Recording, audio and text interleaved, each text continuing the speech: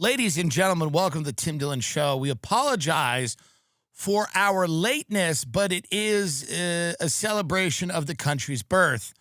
The 4th of July, I was out east on Long Island. I had some friends come and stay with me for the week. Very nice people I used to know. And I still know them. But do I? No, I'm kidding. I love them, and they were with me. And it's very nice to bring people, you know, out east, out to the Hamptons that don't have a ton of experience with it, because they're always aghast at the cost of all the things. You know, a tomato, so much money. Why does it cost so much money? Well, you know, it's scarcity principle. And by the way, there is this idea, though, out there that everything's $1 million. It's not true. All these articles that come out now, it's like rage bait. They just want people to be angry. They're like, this melon costs $400 in the Hamptons. And you're like, no, it doesn't. That's not real. There's a couple specialty food stores that you can get really silly, expensive shit. But who cares? That you could do that literally anywhere, but it's just funny, the rage bait headlines. This melon is $400 in the Hamptons. Lobster salad's $100 a pound and it's always food. This potato is $8,000 in the and it's not. It's actually not. Yes, food is expensive. But food is expensive anywhere. And obviously, it's more expensive in a place where most people that live there are wealthy. Obviously, not everyone is, but the vast majority of people have the money, and they can charge people whatever the fuck they want, and they get away with it. But it's just so funny. It's like the rage and the anger that people have. The problem I'm having with all of life right now is this. Everyone goes, I hate those people. I would never want to be a part of that. And then they're angry also that they're not a part of it. They go, I hate it. I would, even if I had the money. You hear that a million times, by the way. Even if I had the money, I would never even. And you go, okay, great. Who cares? I'm not a skier. If I went to Aspen tomorrow, I would not feel the need to go, even if I had the money, I would never have a chalet in Aspen because I don't even, who cares? No one cares what you would do with money you don't have. Someone needs to explain this to people. No one cares what you would do with the fantasy budget you don't have. My friends have a lot more money than I do. A lot of comedian friends I have a lot more. And a lot of my, people I know in the world have a lot more money than I do. And I never start conversations by going, well, even if I had the money, I actually wouldn't buy that thing. No one cares. It's such a weird thing that all people across socioeconomic backgrounds do. It has nothing to do with anything. I've heard people with a lot of money say this. I've heard people with no money say it. And it's just this, we in this country, we have become convinced that we need to be telling people all the time the lives that we would live if we could, and how we would be just and fair if we had the things that everyone else had. Boy, I do it differently. I have a friend that goes, I'd never get a nice car, even if I had the money. I go, that's probably not true. Well, I never would. I don't care about cars. No one who gets a nice car cares about cars. That's not the way it works. That's not what, I was not a passionate aficionado of cars before I got a nice car. I wasn't like in the driveway putting together a car. I like to build it from the ground up. No. You have the ability to do something, you do it. And I'm not saying that money's the be-all and end-all of life. In fact, the happiest people I know, like really, and I realized this, I took my friends out on a boat. We went out on a boat. We rented a boat, and it's nice. I was a good friend of their father. I was actually more friends with their father than them. I like them, but their father was great. He had 3 Dee-wees and a Bee-wee, boating while intoxicated. And I got in 2 boating accidents with this man. He was so fun, I got in a second boating accident with him. That's how fun he was. The kids are fine. Now, he's no longer with us, R.I.P., and his children, who are great, were with me, and we all went out on a boat. I said, I'll get a boat, and we'll go out on a boat. And, you know, we drive around. We look at these houses at Shelter Island. Even if I had... But then you're up there on that cliff. I don't know if I like the cliff or if I don't. I can't decide whether it's good to have the house on the cliff or not. It's long walk to the beach and that. All right. Yeah. Okay.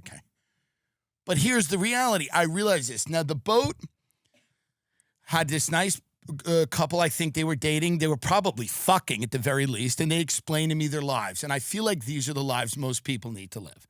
And then we'll get into some news and some current events and what's happening. Alligator Alcatraz, whatever.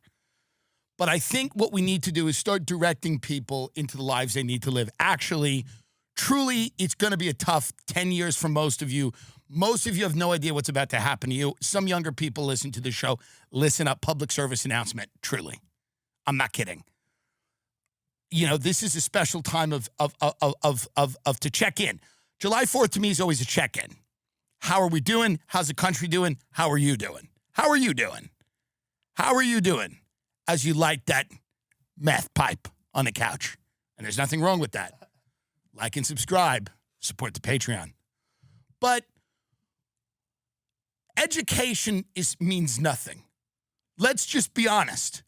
Being a smart person in our society has almost no value. In fact, it's annoying.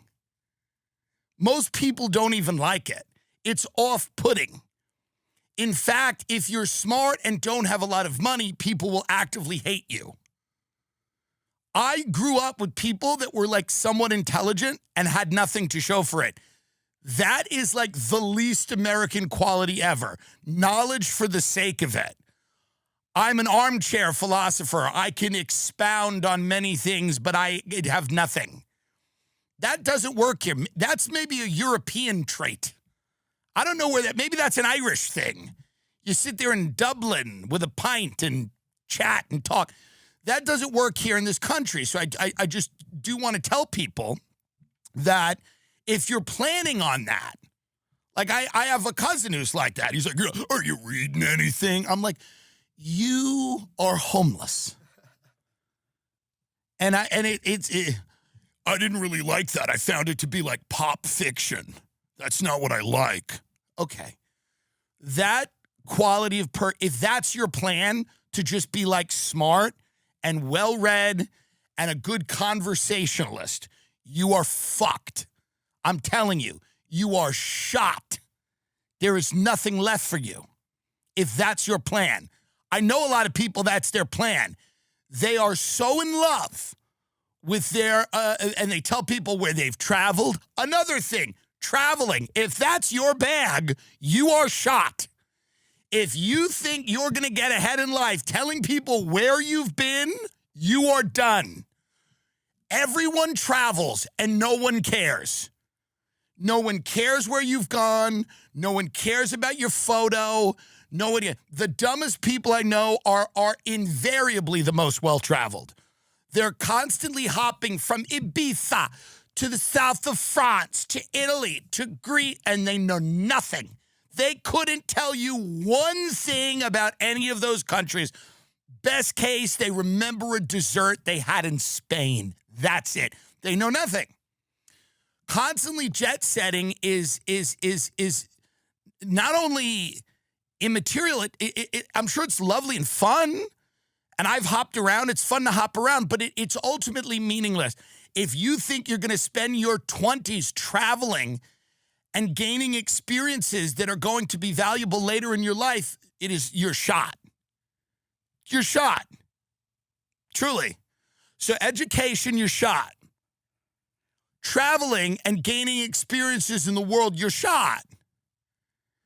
If you think that you're going to invent something that hasn't been figured out before, you are shot. What are you, nuts? We have that. Oh, yeah? Oh, what's the app do? Shut up. We have it. Oh, you haven't heard of it? We've got it. I use it. It's on here. If you think you're going to invent something that someone hasn't thought of, you're shot. It's not happening.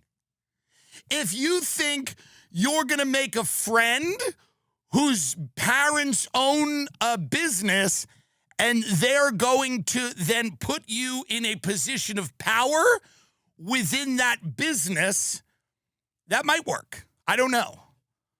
But ultimately, for the vast majority of you, statistically, you're shot. You're not going to make that friend. That friend doesn't want anything to do with you. You don't bring enough to the table.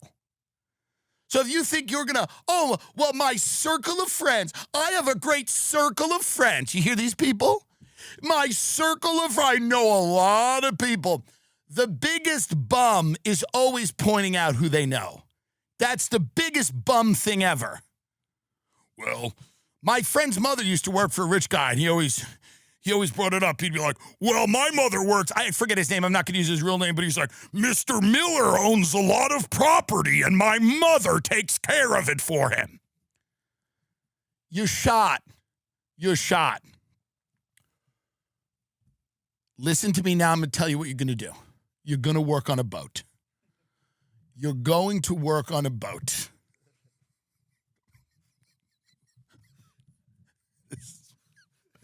This is what you're going to do. Between the months of June and September, you're going to work on a boat. Between Memorial Day and Labor Day, you're going to work on a boat. And then you're going to go down to Florida and continue to work on a boat off season. But in Florida, it's actually on season. The vast majority of people in this country are going to be struggling against forces they cannot even comprehend, that I can't comprehend. Things like AI that are going to transform our entire society. You're going to work on a boat. You're not starting a business. You're not going to run a hardware store. You're not going to invent something. You're not going to start a profitable restaurant. The novel you're writing sucks. You're not going to do any of the things in your mind that you think you were going to do. You're going to work on a boat. And it's not bad. There's a certain type of person in this country. They're in pretty good shape. They actually are pretty good shape. They're good looking and not great looking, but there's a high fuckability factor to them. They start drinking young and realize that is how they connect emotionally with the world.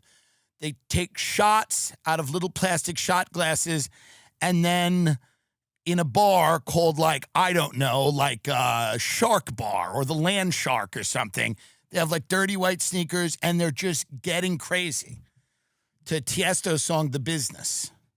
Down the business.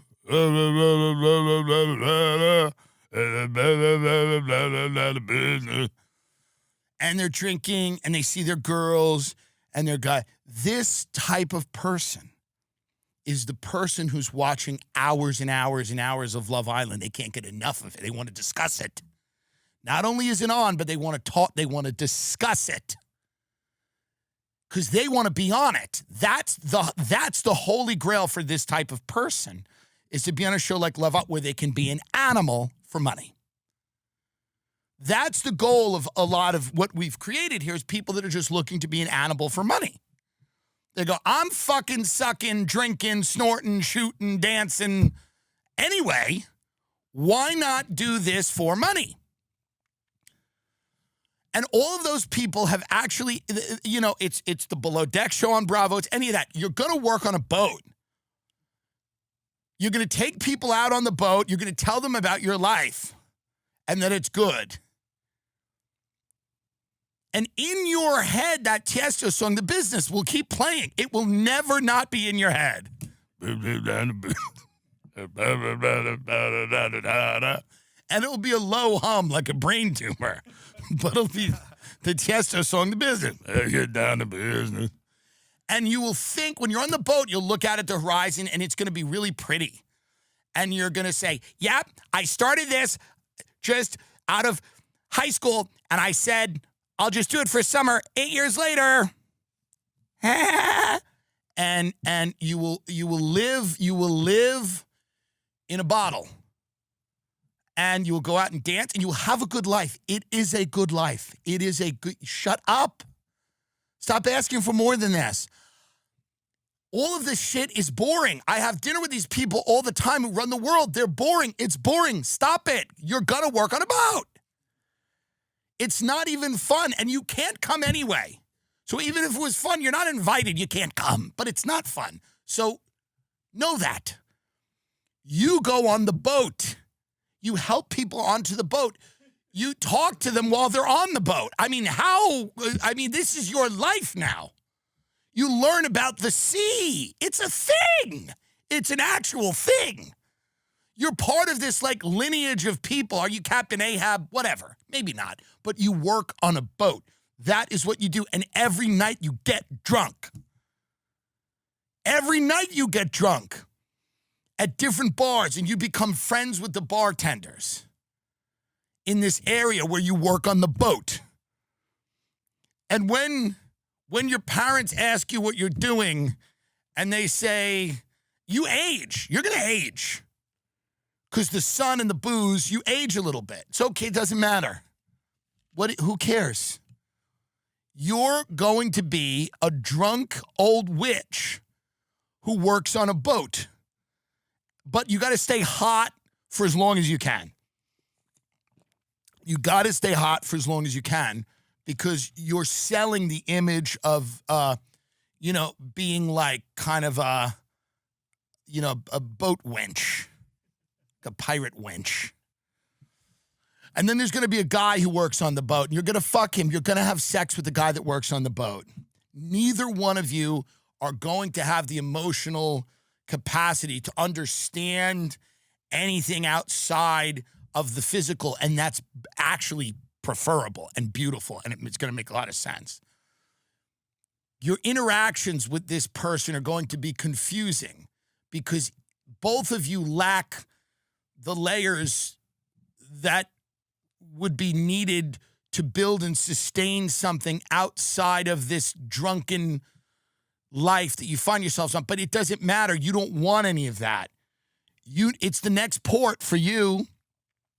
You're going to fall in love with somebody, and around Labor Day, it's going to be over. It's one last fuck, and then they're gone, and you're gone, and maybe you'll see them next summer, and maybe you won't. You're going to work on a boat. That's it. Oh, you're going to a SUNY school.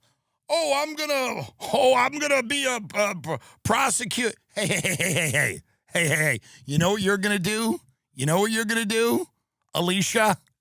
You're going to work on a boat, and you're going to have sex with the boat captain, and he's going to get a tattoo, and you're going to sit there while he does.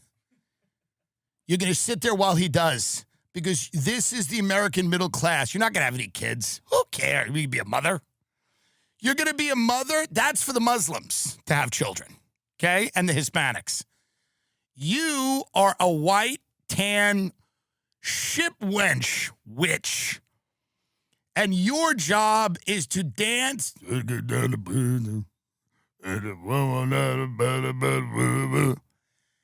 you're just gonna, because I was on a boat with these two people. They were lovely people. I actually liked them a lot. And I was blasting all these techno songs, and they were just driving this boat. And I rented a boat. I don't want to spend a lot of money on a boat. It was a 36-foot boat. It's not a small boat, but it's not a yacht where you don't see them. You're with them. It's me and my two friends. I wouldn't even get that house if I had that money. I wouldn't even get the house. Why would I get that house? I wouldn't even get that house. I don't even like that house.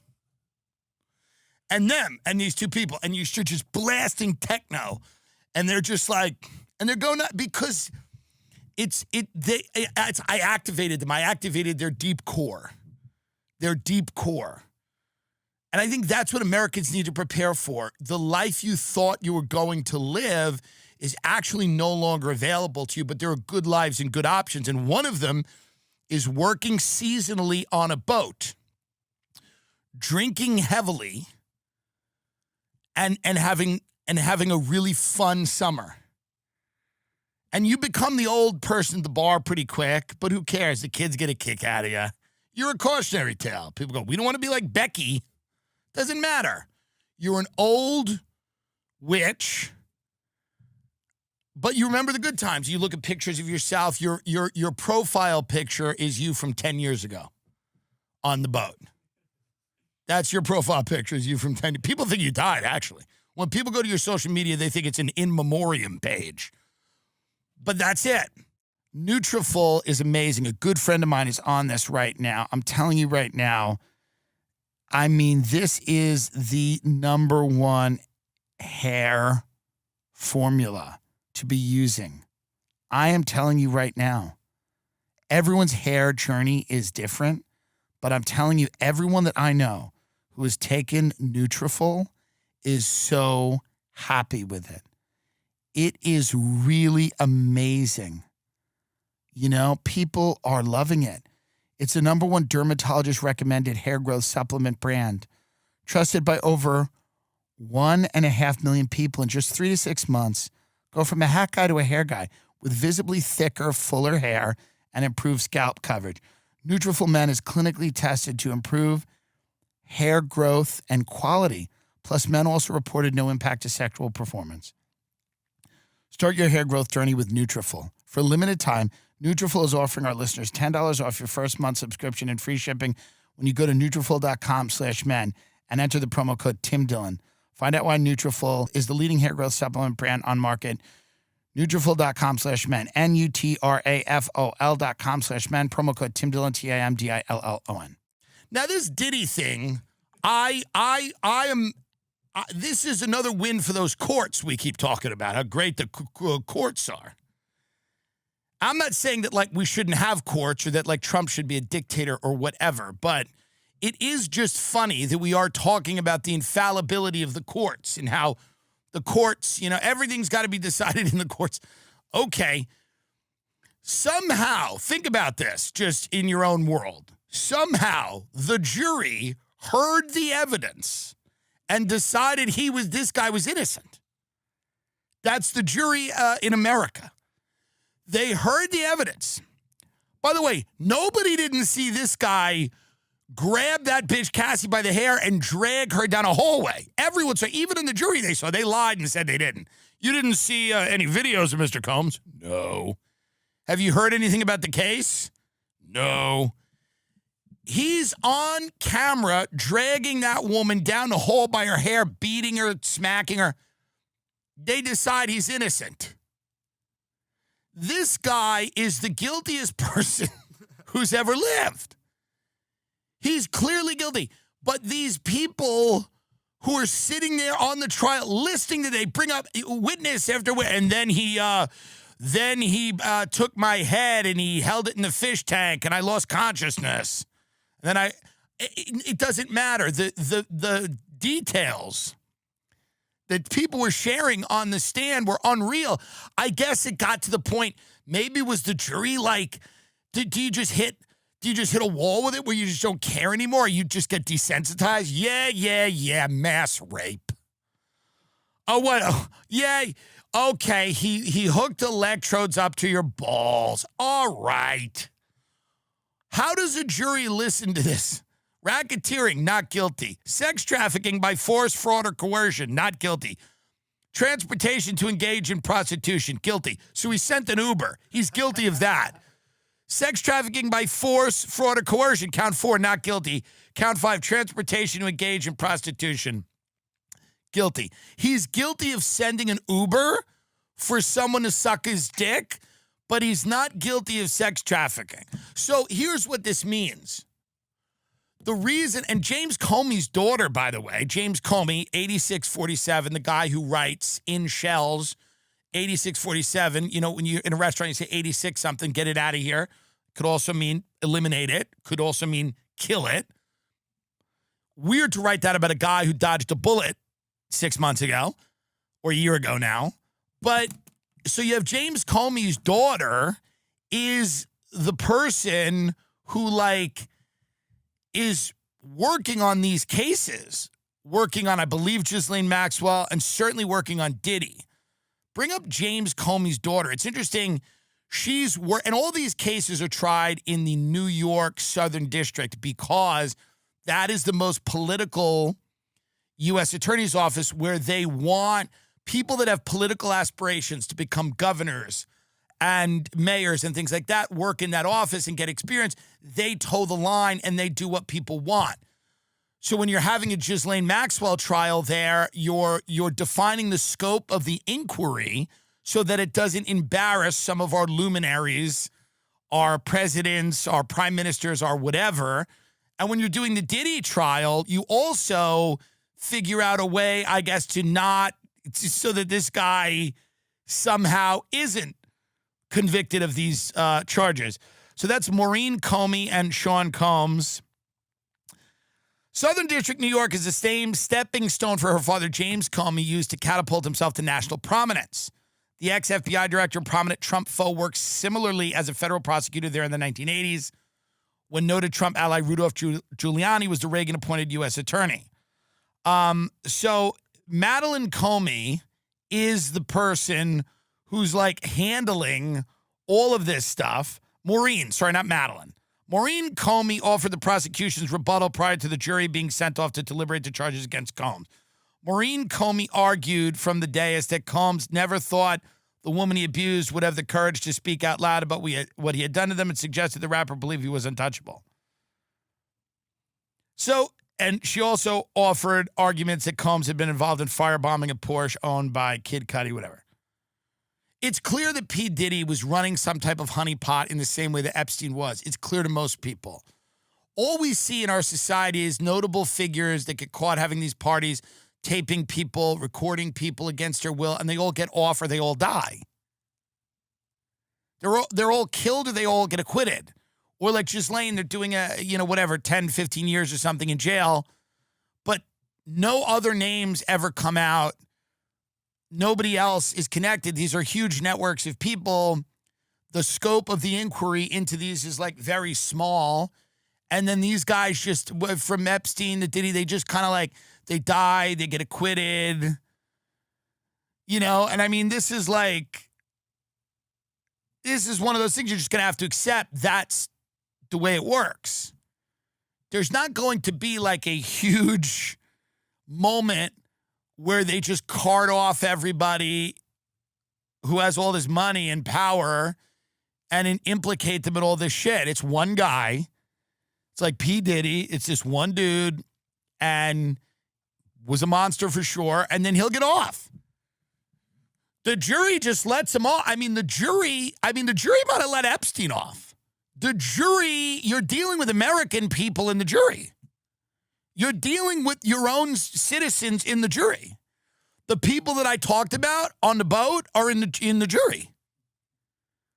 Let's get down to business. And they're listening to this, and the Tiesto's The Business is playing in their head during the entire trial. Let's get down. The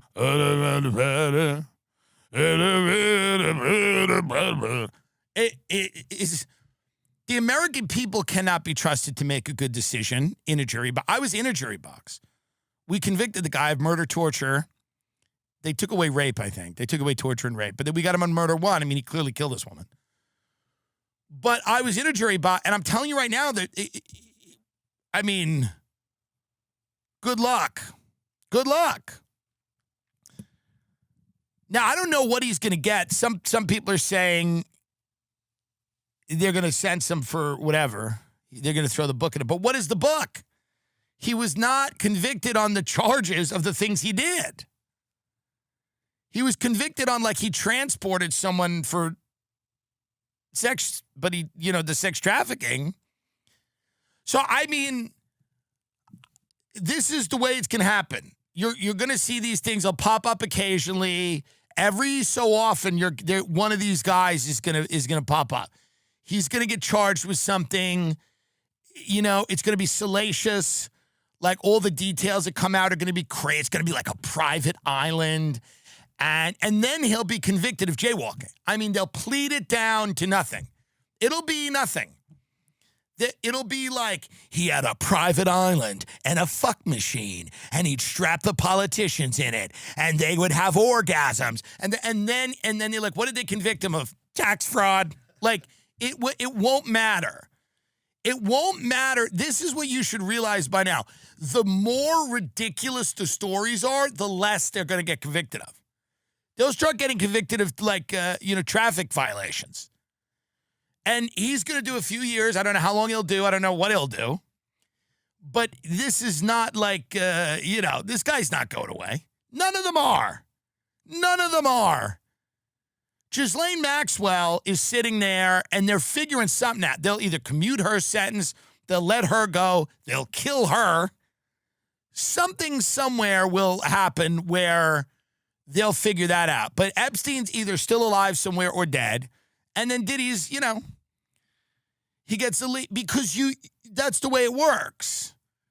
You can't bring everyone there. They still need to do this.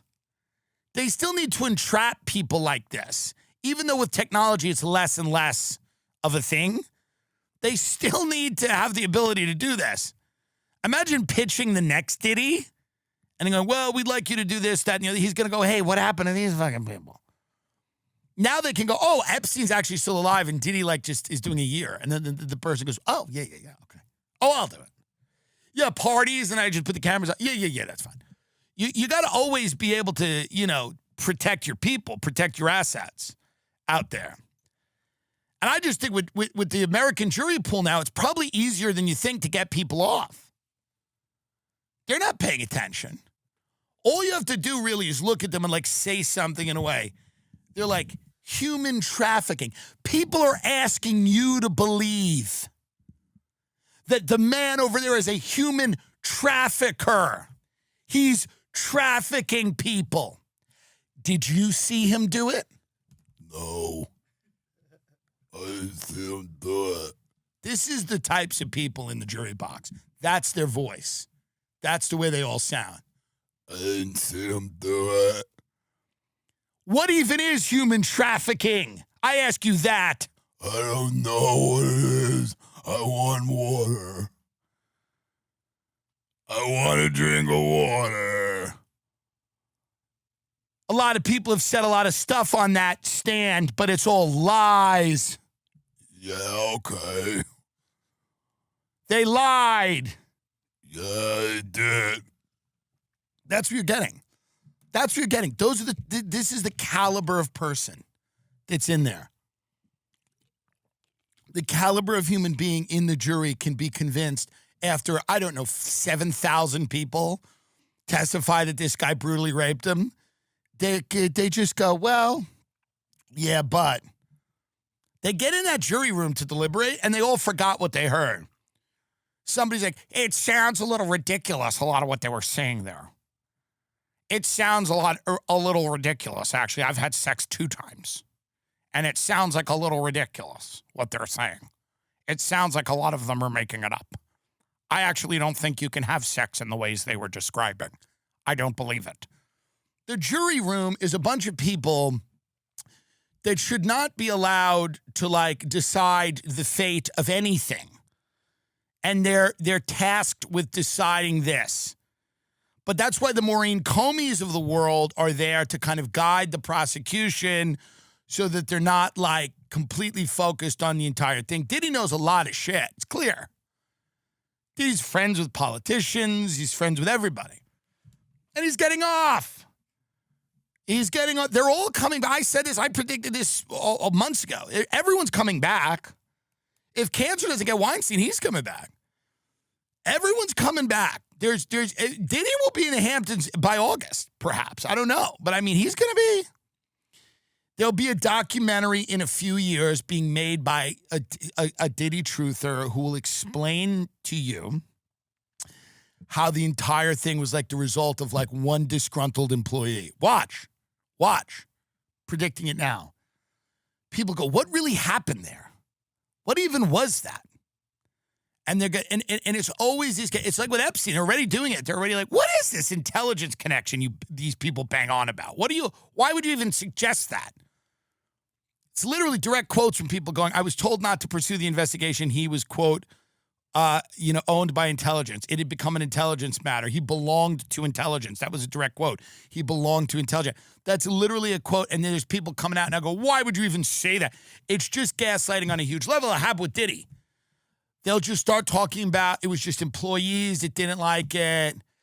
Weren't there parties, people getting taped, doing weird stuff, raping people? They go, yeah, it's just somebody didn't like them. It was like, I think his driver or something. It'll always be framed as something other than probably what it is, which is a honeypot operation being run by our government. They're not going to say that.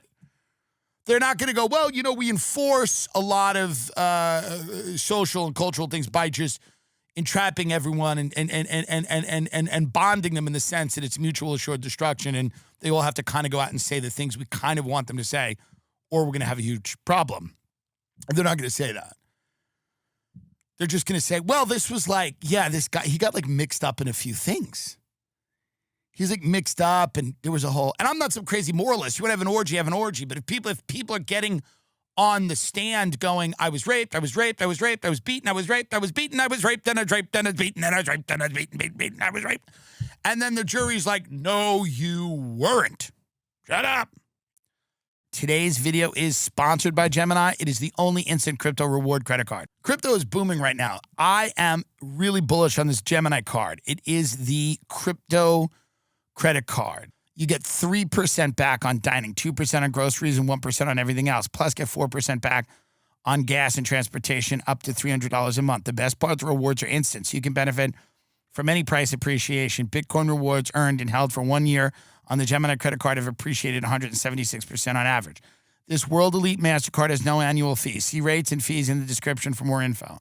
The card is sleek, stainless steel, no number and 4 color options, black, silver, rose gold, or Bitcoin orange.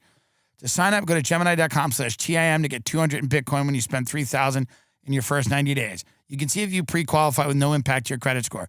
Go to the link or go to Gemini.com/Tim to apply and start earning instantly. Gemini credit card. Go to Gemini.com/Tim. Gemini.com/Tim. The new immigrant detention center constructed in Florida's Everglades Alligator Alcatraz was built in 8 days, and now it is flooding. Trump's people are building a immigrant detention center in the middle of the swamp. Part of this money is this big, beautiful bill that they passed where they're going to use a chunk of it for the deportation of people. I've said, like Rogan and other people, that the immigration raids that are random are pretty barbaric. And I think they will ultimately lose support for Trump and the idea of having a secure border, which I think is an important thing. But because they are random, you're collecting people that are law-abiding, that have been in the country a very long time, that have committed no crime. You're picking people up in church parking lots at high school graduations. It's inhumane. And I think a lot of people feel that way. But in fairness to the Trump team, they did think of this and say, what if we put them all in a prison surrounded by alligators? Would that make it feel more humane? And it's that type of forward thinking that I think we should appreciate. Like, I think Trump and his people were like, sure, people find these raids to be a bit abrupt and, soulless, unkind. But if we then took the people we swept up and put them in a prison built in an alligator swamp, would that make people feel better about it? So I think they're at least recognizing that their policy has been a bit controversial, and they're saying, how could we make it more palatable? Is there what about a fortress surrounded by lions? Would that make more sense? If we got a bunch of gardeners who are in the country illegally and people are like, well, that seems a little fucked up. And you're like, hold on a minute. You don't know where we're taking them. And like, oh, where? To like see a judge or something? No, we're taking them to a fortress surrounded by lions. What if we put them in a cage in a snake pit? Have we thought about that? Because I don't think alligators are the only animal we could consider, because America, the great thing about it actually is that there's many different regions and many different kind of killer animals. Bear with me. I spent a lot of time on the east end of Long Island, no offense. Montauk, the tip of Long Island, a underwater penal colony. It's a big shark cage. And the migrants are in it, and the sharks keep swimming by them. Why stop at alligators? Now, I know you might say, well, it seems inhumane to just surround people with wildlife that could kill them. Sure, but we've got a lot of wildlife. We don't pay alligators. Here's the good news. They're free. Now, I mean, I'm just saying, it's a great way, I think, to show that it's not just a heartless policy. It's a policy that we've put a lot of thought into. And one of the thoughts we've had is what killer animal lives in which region, and what type of prison could we build in said region where the killer animal lives. For example, you could do something with the jellyfish, sharks, snakes. Brown recluse spiders are too small. But I'm thinking like mountain lions, a fun Northern California migrant prison surrounded by pumas that just paw at the glass. Now you might be saying, well, that seems inhumane. I guess. But I think it's good that that's the direction we're moving in. It's good that we're moving in this Tiger King direction with border enforcement. It seems great. I don't think it'll have any backlash. No backlash at all. Just like the election of Mondami isn't the backlash for all these idiots like Daniel Loeb and all these guys tweeting, it's going to be a hot commie summer, the Bill Ackman types. Take their phones. All these billionaires in the Hamptons tweeting about Mondami. Every time you tweet about him, the guy goes up and he's going to win again. He's going to win. And maybe he'll be good, maybe not. I have reservations. But at the end of the day, if you keep tweeting and then people Google your house and hit image, you're fucked. Shut up. So it does seem to me that there's a chance that this will have backlash. There'll be a backlash to this. Taking people off the street, masked people, grabbing people off the street, and then sending them to a prison surrounded by alligators feels like eventually people are going to be persuaded that actually, if this is the way to have an immigration policy, a lot of people are going to go, well, I guess just fuck it.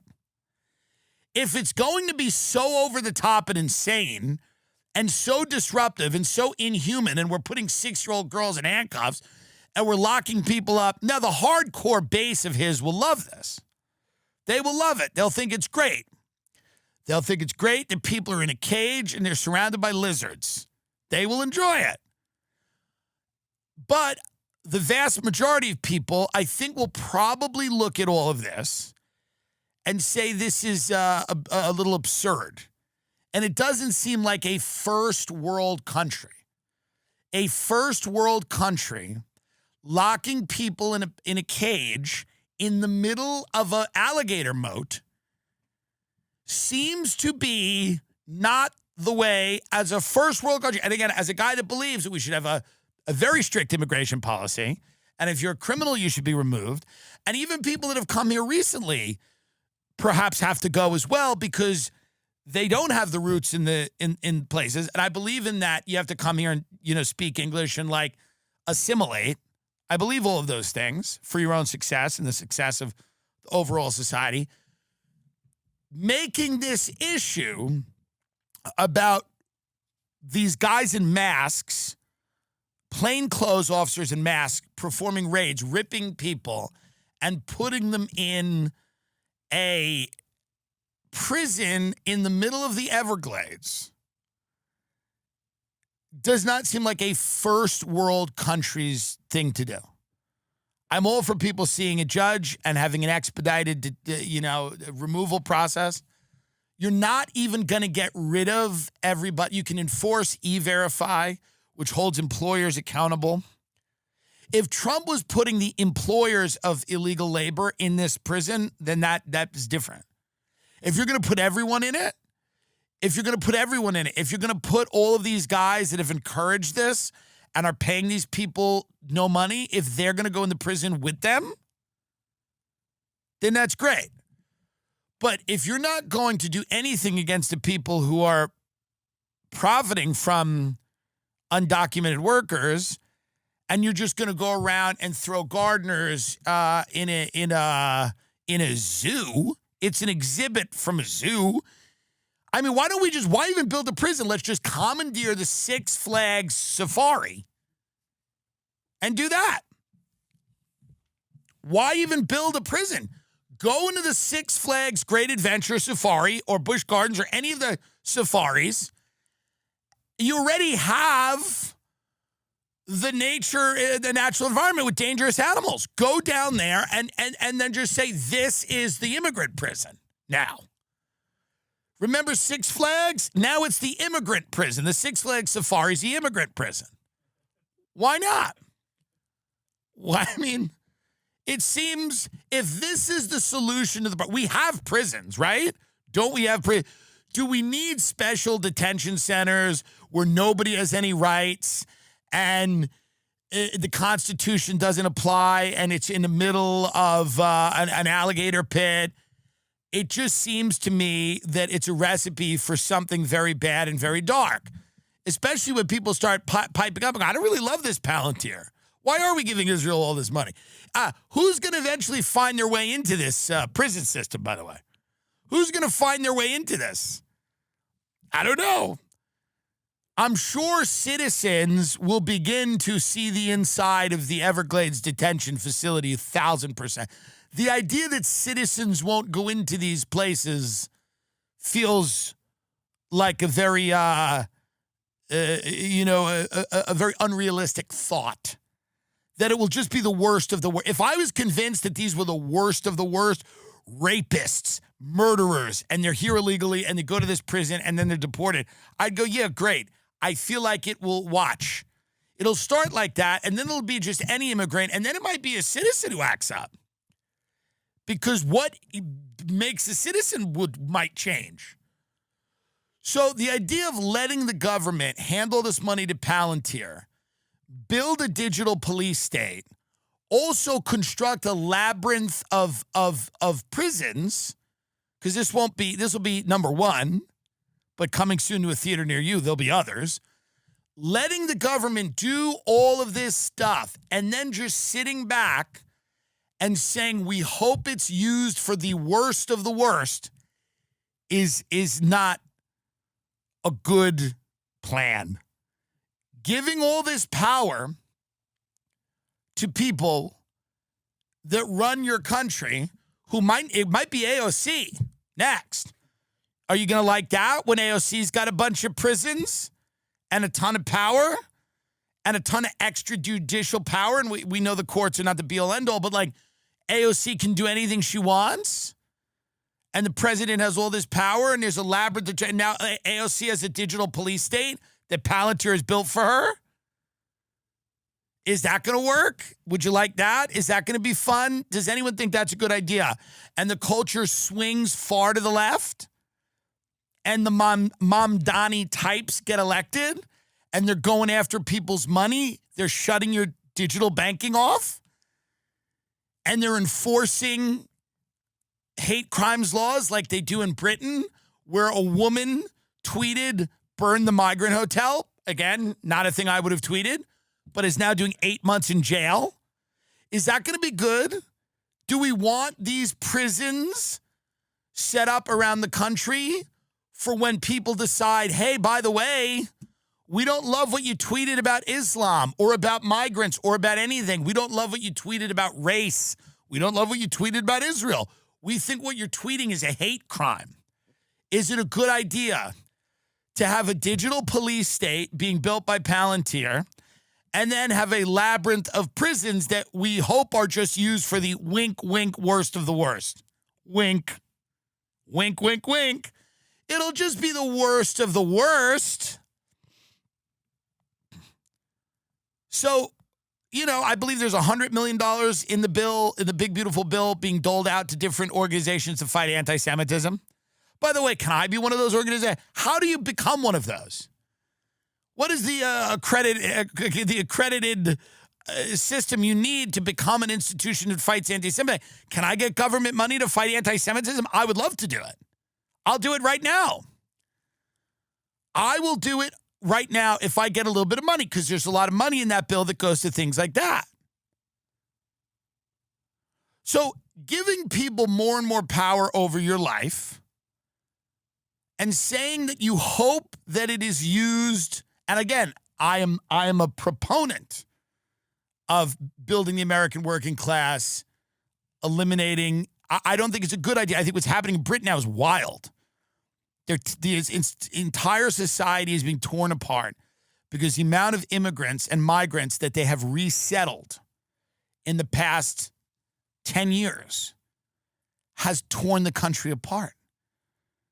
It's been an absolute abomination for many countries in Europe, the Netherlands and Britain, trying to assimilate people from a vastly different culture overnight into an existing economic, political, cultural landscape that has been developed over hundreds or thousands of years.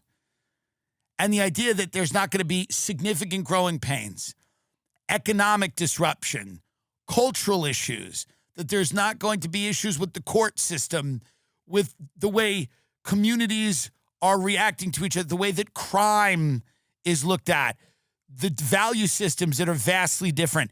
These are huge problems. It's the biggest issue in the world. It is not Vladimir Putin, and it's not Iran. The biggest issue in the world right now is the mass migration of people from one area to another. It's the biggest issue in the world. First world societies dealing with immigration from largely the third world. It is the biggest issue. It is motivating all the political change in Europe, all the political instability in Britain, in the Netherlands. This is becoming, and the way that it's being dealt with is as a lot of these countries are enforcing literal totalitarian speech regulations where you will be dragged out of your house, put in handcuffs, and put in jail for a tweet. And if you think it can't happen here, you're wrong. But it's happening there right now. If you tweet the wrong thing, if you say the wrong thing, if what you say is considered a hate crime, you can actually go to jail. If you express a displeasing sentiment to the government, you can be put in jail for something that you've said online. During 2020 and George Floyd and all this stuff, lots of people were fighting white people, were tweeting white people should feel pain, da-da-da-da-da, all kinds of things that could have been interpreted as a threat of violence. I didn't want to see any of those people in jail. I didn't want to see them kicked off social media. I said people can vent their frustrations and they're saying things, and a lot of it's high emotion and whatever, but I don't want any of those people deplatformed, and I certainly didn't want them in jail. So this is a massively complicated issue that is driving lots of people.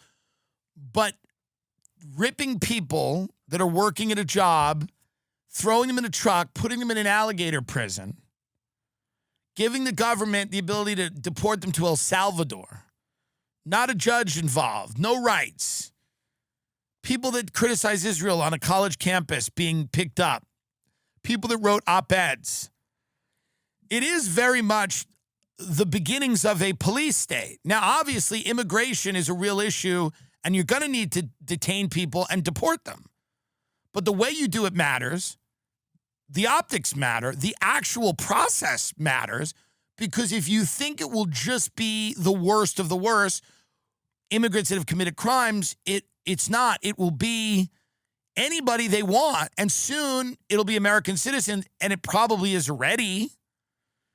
And now the digital part of that is the giveaway to Palantir and the AI. We're not going to regulate artificial intelligence. And no local municipality will be able to regulate artificial intelligence. And the AI tech guys are going to build an Orwellian digital police state. And then there is a brick and mortar police state being built with prisons all over the country. And you just have to hope that the people in those prisons are your enemies, because at the end of the day, there's no guarantee that what those prisons were originally built for is what they'll be used for. You have to be smart enough to think about that. When they passed the Patriot Act and they said, we're doing this because of terrorism and because of 9/11, and then it was used to spy on Americans and surveil Americans, and it created this is what happens. When you give the government powers, you can never take them away. It doesn't take them away. So if you have any concern with freedom, with autonomy, with the ability to live your life, express opinions on the internet, off the internet, and you don't want to live in a police state, stuff like this has to disturb you. That bill has to make you think a little bit, not only about, obviously, whatever, people getting thrown off Medicare, which is tragic, but also something that happens all the time. People get kicked off their health care all the time. We have a terrible healthcare system. But the larger story to me will be, is this the beginning of the way they deal with people when AI starts eliminating all of the jobs? Is this, and I'm not saying everyone's going to Alligator Alley, or Alcatraz, whatever it is, but is this the beginning? Is this the beginnings? Is this the architecture of the type of country that we're going to live in, where you're able to be disappeared? And whatever you say on social media is going to be considered a crime, a thought crime. And are you going to be able to be disappeared? Or what rights will you have? And what are you allowed to criticize? And whom are you allowed to criticize without significant retribution? Those are real things that people should think about. So it's not just like, wow, happy 4th, Diddy's innocent, and we're all happy about that. Obviously we are. And obviously it's good to know that he's going to come home to his children and continue to be a good father. But there are definite things here that you should pause and go, wait a minute. Should we be constructing a lightning prison? Should we be constructing a prison where it's the electricity we put on the top of a mountain and it just lightning hits it? It just seems crazy.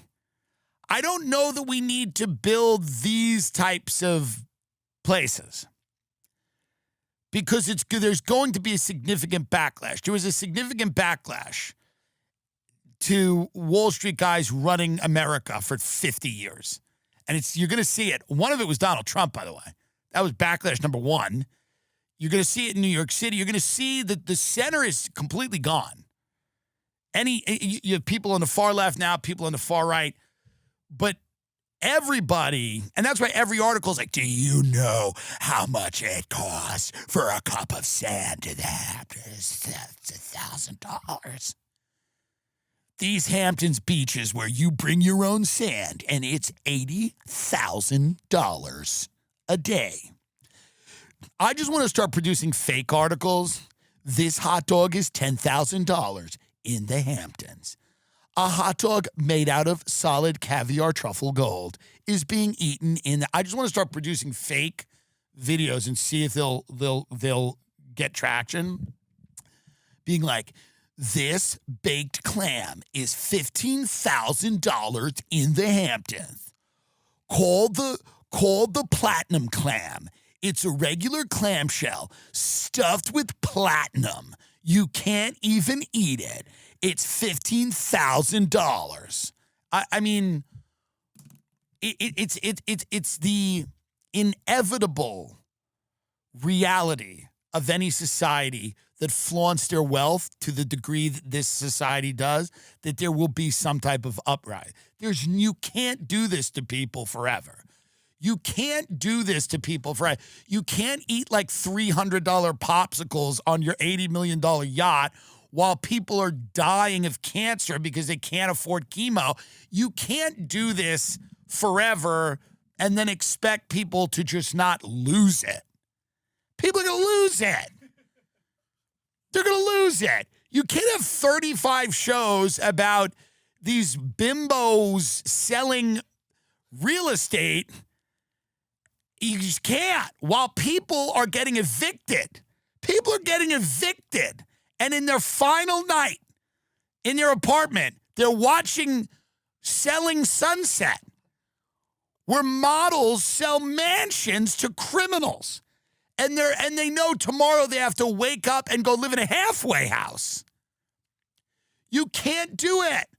You can't write articles about the golden chicken nuggets that some billionaire is feeding his kids in East Hampton while people are sitting in an Uber driving from one part of the city to the other.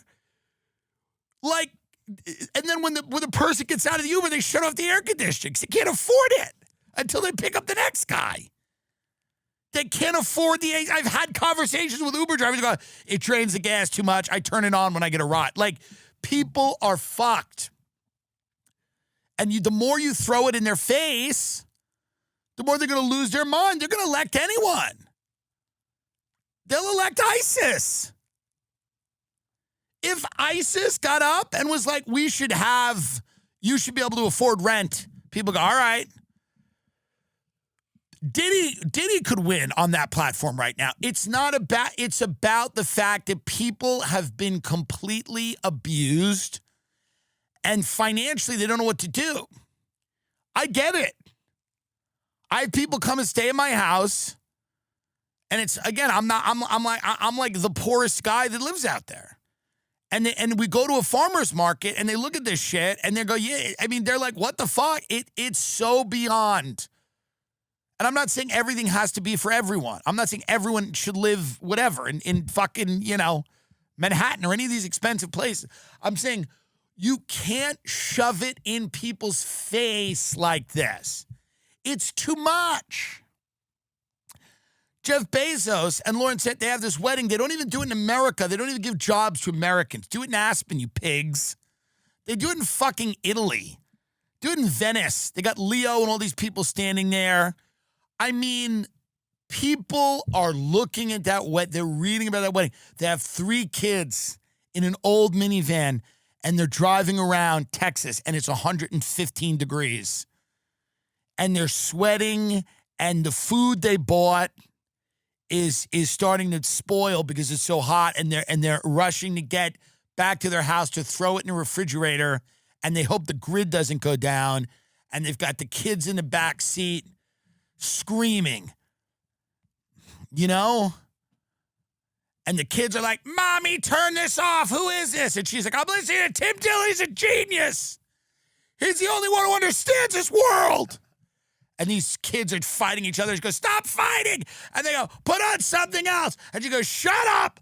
I'm listening to the only man worth listening to on this planet. Without his voice, I'd be dead. You don't keep me alive. He does. This scene is playing out across this country. It's playing out across this country. It's playing out across this country right now. People tune into this show just for another reason. Another reason. When I said the show will be a little late, but it's coming, you know what happened? A gun left someone's mouth. A gun came out of their mouth because I said this show would happen. If you run an e-commerce business, packages don't arrive by magic, but it will sure feel like it if you use ShipStation. Last year alone, over 700 million orders were fulfilled with ShipStation. With ShipStation, you can sync orders from everywhere you sell onto one dashboard and replace menial tasks with custom automations to reduce shipping errors at a fraction of the cost. If you're running an e-commerce business, you really don't have the time to obsess over the back office. You need to easily automate shipping tasks, manage orders. You need ShipStation. I'm telling you, ShipStation is amazing. It is the fastest, most affordable way to ship products to your customers with discounts up to 88% off UPS, DHL Express, and USPS rates, and up to 90% off FedEx rates. Seamlessly integrate with services selling channels you already use. Over 130,000 companies have grown their e-commerce business with ShipStation, and 98% of companies that stick with ShipStation for a year become customers for life. During the time of this spot, another 1,400 packages were shipped with the help of ShipStation. Upgrade to a smoother shipping experience. Go to ShipStation.com. Use code TimDillon to sign up for a free trial. TIMDILLON. ShipStation.com and use code TimDillon to sign up for a free trial. TIMDILLON to sign up for a free trial. No credit card or contract required. You can cancel anytime. That's ShipStation.com, code TimDillon. What was I saying? The point is this. You can't continually fuck people in their face and have them go, thank you for that. I appreciate you. These billionaires have gone out of their mind. Stop it. What are you doing? Bezos, this is your second wedding. You're bald. Just do something quiet. What are you doing? They've become supervillains. Musk, Bezos, they're all supervillains. Zuckerberg, all these freaks. I'm telling you, the next wave is going to be, it's going to be so radical and so understandable. Not that I'll even agree with its aims, but like, because those things tend not to work. When you seize the means of protect, none of this works.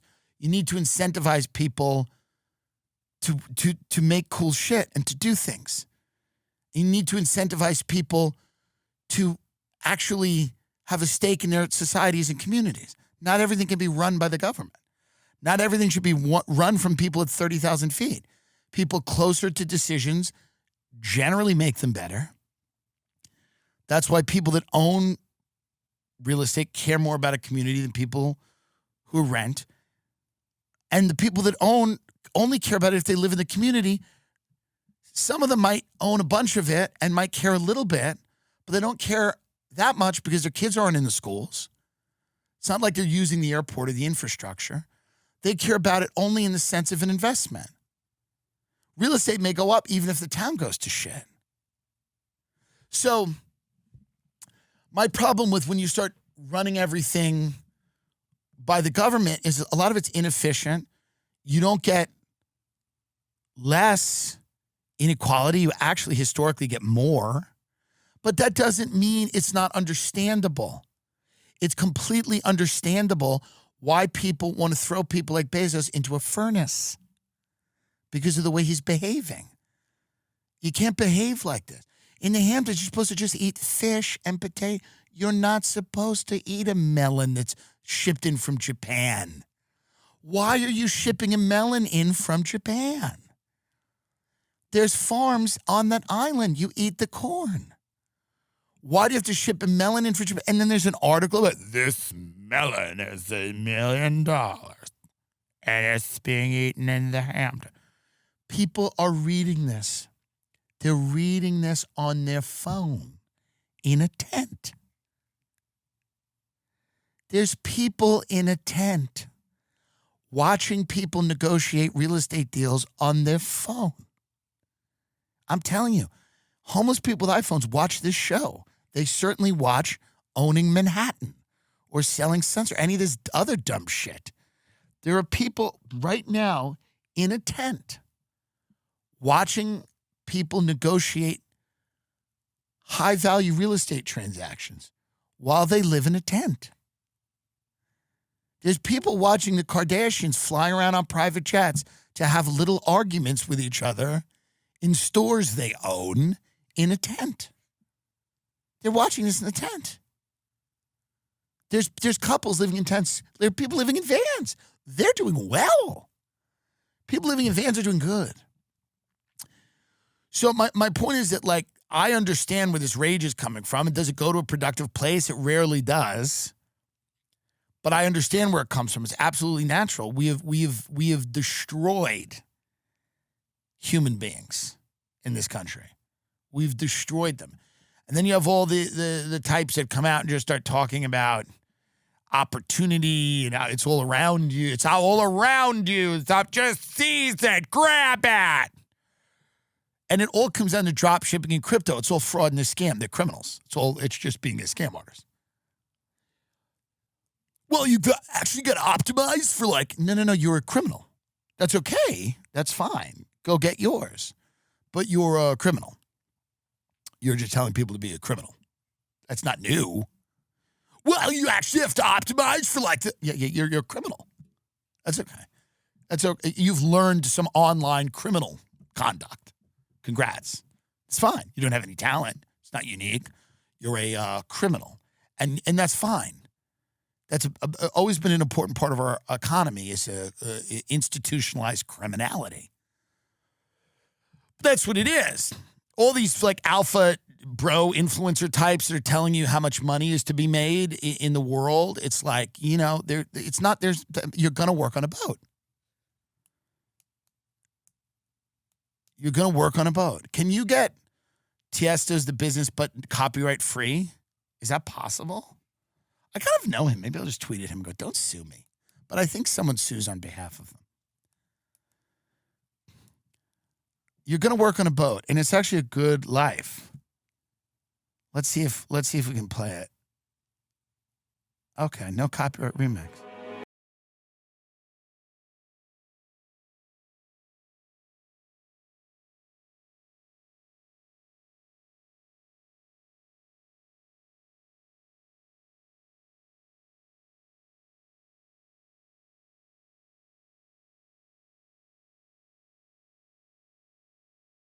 All right, we're going to get scammed. They'll kill us.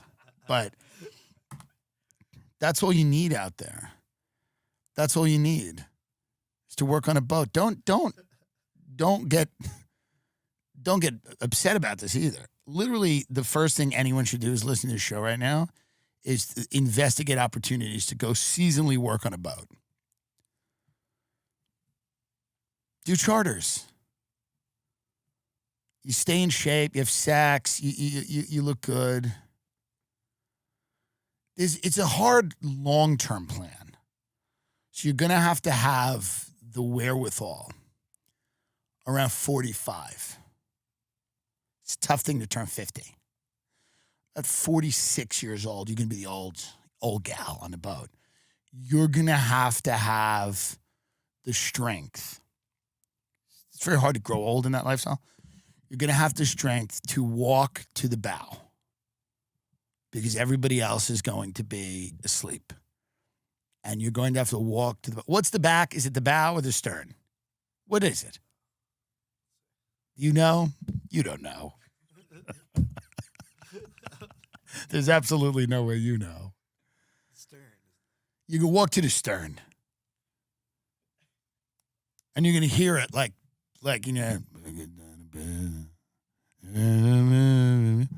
and you're just going to think about how fun it was to dance and let's get down to business. You're going to get up on the stern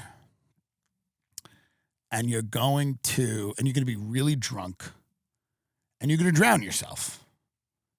You're going to jump off the boat and you're going to drown and they're not going to find your body. You're just going to be a legend. It's a watery grave. You're going to you're going to do it 48 years old, 48 or 40. And you're going to walk to, and you just go, tonight's the night. But if you're 20 and you're listening to this, it's a good, you can make it to 50. It's a good 30 years on that boat. And then you just drown yourself when you're 50 years old because it's hard to get old in that life. So you have to drown yourself. You have to drown yourself at the end. After you've danced and sang and hooked up with different people on boats, at 50 years old, you have to walk to the back of this boat, the stern, we found out, and you have to drown yourself. and give your body to the sea. You have to drown yourself after this. But it's going to be 30 years of that song that, let's get down to business. And you're going to hear that. There's going to be a moment when you first jump into the water and you see the boat and it keeps going. Hopefully they don't catch you. That's really demoralizing. If they catch you and find you, they bring you back on the boat and you're just like wet. You have to explain to them. You're like, well, I'm getting older. And I was going to drown they were like, are you trying to drown you? Are you just drunk or are you trying to drown yourself? Like, I'm actually trying to drown myself. They go, why? You go, well, I'm getting older and it's hard to get old in this life. And the people in the boat are going to be like, oh my God, no. But that's why you have to do this quietly, because then they're going to make all these horrible arguments for you to live. They'll be like, no, but like,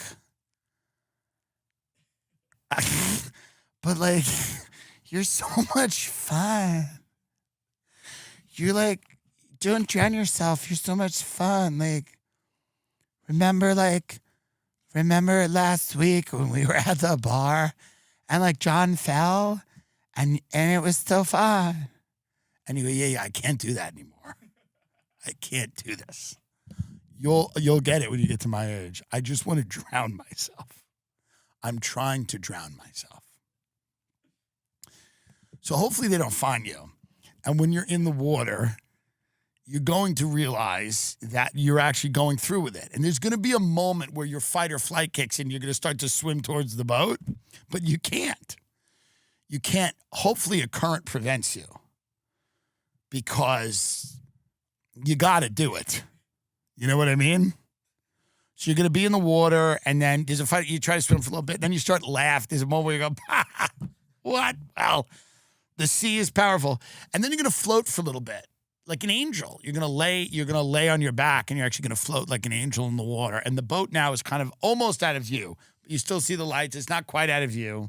And you realize that it's it. It's all over with the crying now. And the water's not even that rough. And you realize you'll probably, the current is, but then you realize it's sharks.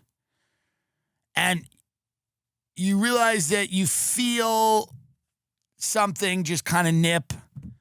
You don't know what it is at first. And then you feel, it's probably a tiger shark. They're very aggressive. And it grabs you and it begins to pull you under. And you realize in that moment, it's over now. You're being eaten by a shark in the Bahamas because you jumped off a boat. And there's a split second where you go, ugh, really?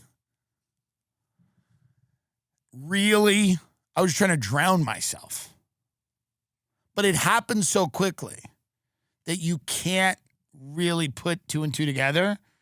And then life just flashes before your eyes. You remember being young. You remember the song The Business. You remember dancing at all the different bars. You remember the beautiful sunsets and the beautiful sunrises. You remember the hard days and the bad days. You remember the good and the bad of it all. And as the shark rips you limb from limb, I mean viciously rips you limb from limb. I mean they'll never find you. You'll actually just be food for the sea, the thing that you've spent your life on. You know what I mean? And the shark's going to rip you up. And you're going to remember this all started because I heard a podcast, 4th of July weekend, where this guy told me to work on a boat. And you're going to say, and I don't regret it. Even as a shark rips you, and you're pretty sure you're in two. Like your head's still kind of working, but you're pretty sure you don't have a lower body. And you go, and you'll thank me. Even then you'll go, thank God I heard that podcast. I had a great life. Yes, I'm 50 years old and being eaten by a shark in the Bahamas. Whatever. Listen. It's going to be you're going to say, thank you. Thank God I heard that. And thank God I spent my life working on a boat. It was one of the last jobs. And when I got to the age, I did exactly what that guy in the podcast said. I said, walk to the stern and drown yourself when you age out. because you haven't saved any of your money. Why would you? It's just Coke and booze. Let's get down to booze. You don't have a little house. Nothing you thought was going to happen. Oh, I have a little cottage in New England. No, you won't. Drown yourself at the end. And a shark will eat you. Smart if you slit your ankle and you bleed out in the ocean. You're actually smart. And you just slit your ankle a little bit and it's bleeding. You jump in and you just chill until they come.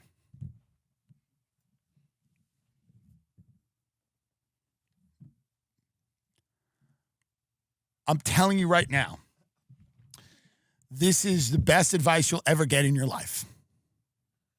And if you don't listen to it, fine. But there's someone out there that's going to listen to this. I'll be dead, long dead, by the time you're getting eaten. But if you, right now, go work on a boat every summer and a lot of the winter, and you spend 30 years from 20 years old right now, drop out of college, you're an idiot. You go and you work on this boat, and you enjoy yourself. You're probably not going to have kids or anything. It doesn't matter. You have a great life. And one night after a particularly nice day on that boat, and I can't tell you exactly when, you walk to the back and you slit your ankle so you bleed out, and you jump in the ocean in the middle of the night, and sharks eat you. That is, for an American, right now, best case. Best case. And people will talk about that like that. Years down the line, people will say how successful you actually were. You go, your aunt did it right. Your aunt did it right. She worked on a boat for 30 years, sunrise, sunset, some of the most beautiful places in the world. And then at 49 years old, she jumped off the stern and sharks ate her. She did it right. You're going to be saying that in a prison. You'll be in a prison with your whole family. You go, your aunt did it right. I stayed here and I talked about immigrants or Muslims, and now I'm in the prison. And AOC is coming. Your aunt did it right. She got on a boat when she was young and she stayed there until she literally fed herself to a shark. That's the best case right now for the American middle class, is that you work on a boat and you're eaten by sharks. It's beautiful.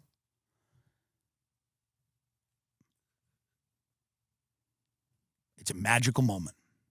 It's a magical moment. So stop with the mamdani. Just go get eaten by a shark on the boat. Stop with this I want everybody's money.